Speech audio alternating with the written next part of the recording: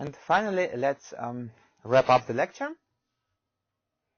In today's lecture, we have learned how to solve separable differential equations, where the right-hand side is the product of two expressions. One is a function of t, and the other one is a function of just y. Well, to solve it, we, as the name suggests, we separate variables.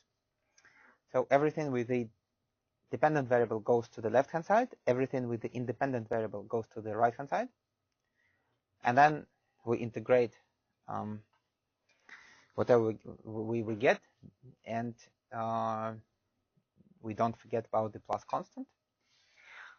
And then if we are supposed to just solve the differential equation, then that's it. We just need to solve for y. And if we're supposed to find an initial value problem to solve for an initial condition, then it is at this time, so right after integrating, that we find the value of the constant, and then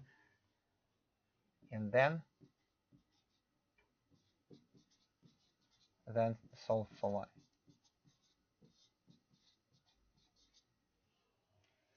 Okay.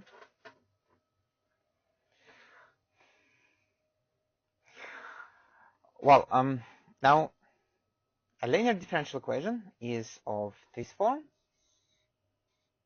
So basically, it means that it is linear in y. Okay, so y is a linear term. It's not squared. It's not cosine of y or anything. Then linear differential equations are solved by multiplying them with an integrating factor. And then we just integrate.